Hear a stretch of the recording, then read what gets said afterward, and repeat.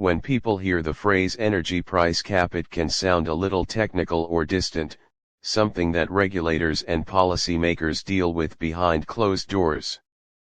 But the reality is that this mechanism has a very direct impact on households, on businesses, and on the overall way the energy market functions. To understand it fully, we need to look at where it came from, how it is structured, what it actually does, and why it matters to ordinary consumers who are simply trying to keep their homes heated, their lights on, and their bills manageable. The energy price cap was introduced as a way to protect consumers in the energy market from unfair pricing practices. In many deregulated markets, people are encouraged to switch between providers to secure better deals. Competition is supposed to drive down costs and deliver efficiency. However, not everyone switches regularly, and many households remain on standard variable tariffs or default tariffs. Historically, these tariffs were often much higher than the best deals available on the market. Companies would attract new customers with cheap introductory fixed rates and then, once those deals expired, move them onto more expensive default tariffs. This meant loyal or disengaged customers often ended up paying significantly more than proactive switchers. To tackle what was perceived as a loyalty penalty, regulators and governments stepped in with the price cap. In the UK, for example, the regulator Ofgem was tasked with setting the maximum price that suppliers can charge customers on standard variable tariffs. This isn't a cap on the total bill because usage varies from household to household. Instead, it's a cap on the unit rate for gas and electricity and on the standing charges that households pay. In effect, it limits how much suppliers can charge per kilowatt-hour of energy and per day for supplying energy. From a technical standpoint, the cap is recalculated periodically, often every 3 months.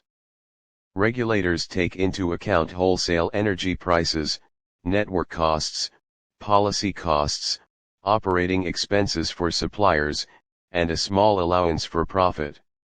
The formula is designed to ensure that suppliers can cover their legitimate costs and remain solvent, while preventing them from exploiting customers who don't or can't switch.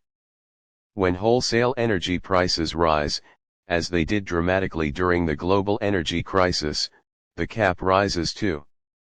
When wholesale costs fall, the cap comes down. This makes the cap both a shield and a mirror. It shields customers from sudden spikes or exploitative tariffs, but it also mirrors the reality of global energy markets. People sometimes think the cap is a fixed ceiling that guarantees affordability, but in practice it moves up and down in line with market conditions. That means if international gas prices soar, households still feel the pain, just perhaps not as sharply as they would without the cap. One of the design elements that makes the cap distinctive is its balance between fairness and market viability. Regulators have to walk a tightrope. If the cap is set too low, energy suppliers can't recover their costs. This could push companies into financial distress or even bankruptcy, which would reduce competition and ultimately harm consumers. If the cap is set too high, households pay more than necessary. The formula has to carefully track multiple cost drivers and adjust with transparency so both industry and the public can see how numbers are derived. From a performance perspective, the cap has had a mixed but important record. On one hand, it has undoubtedly reduced the excessive loyalty penalty that was widespread before its introduction. Customers who don't switch now have some level of assurance that they are not paying wildly above market rates. On the other hand, during the energy crisis, the cap rose to historically high levels, which highlighted its limitations. Even though it prevented the most extreme spikes, bills still became unaffordable for many. This prompted governments to introduce additional support packages such as subsidies, rebates, or temporary price freezes. The cap is not a magic bullet, it is one tool within a wider energy policy framework. For consumers trying to understand what the cap means for their household budget, The key point is that the cap sets the maximum a supplier can charge an average household for typical usage.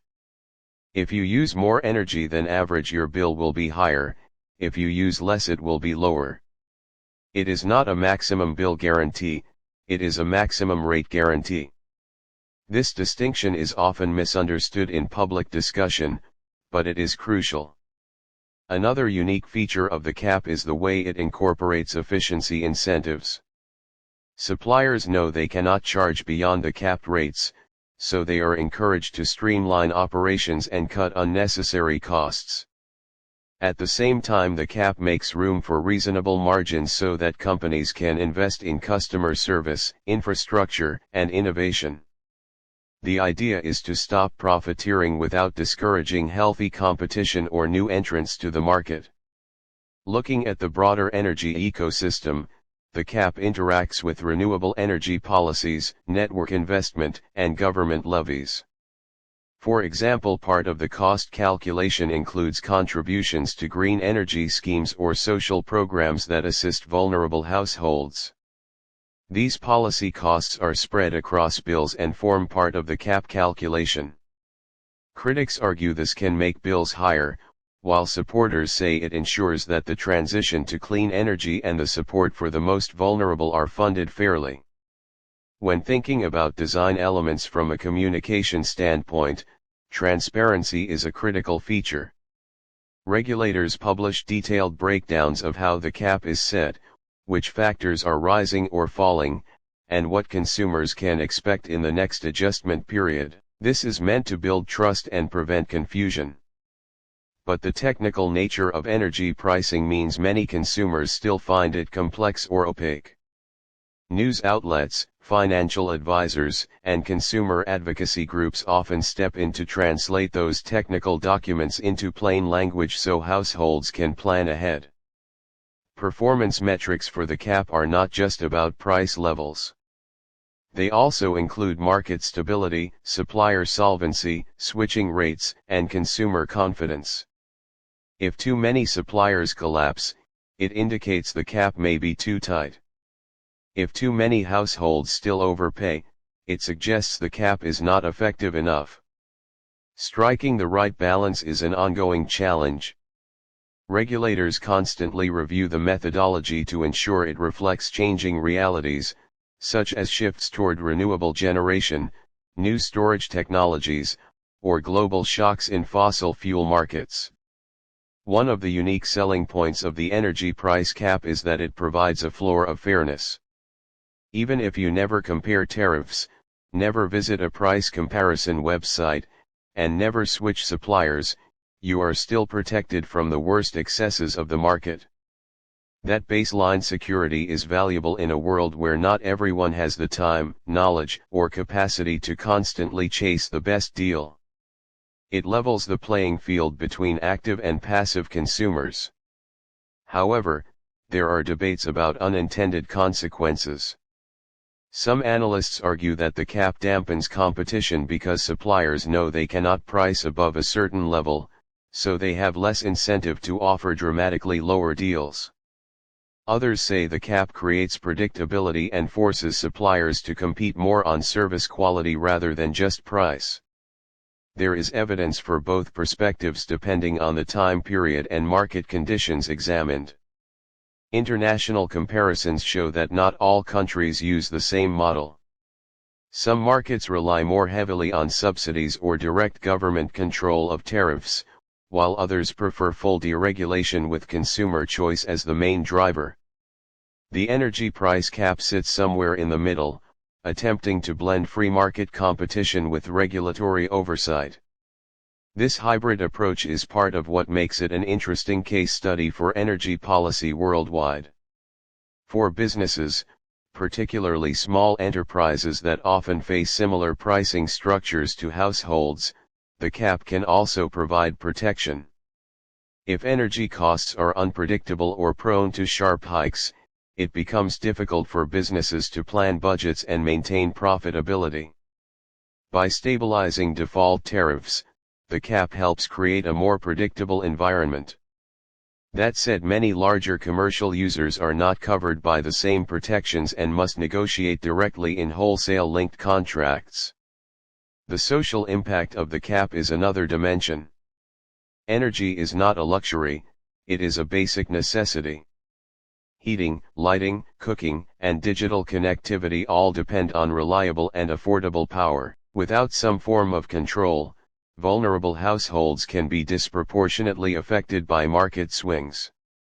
By curbing the most extreme prices, the cap plays a role in reducing fuel poverty, though it cannot eliminate it entirely. Complementary measures like targeted subsidies, energy efficiency programs, and social tariffs are also required. Another element worth examining is how the cap interacts with long-term investment in the energy system. Some critics worry that by keeping prices artificially low during certain periods, the cap might discourage suppliers from investing in infrastructure or renewable projects. Others counter that stable and transparent pricing encourages long-term planning and reduces the risk of sudden market collapse, which ultimately benefits investment. The truth likely lies somewhere in between, with careful calibration needed to balance short-term affordability and long-term sustainability.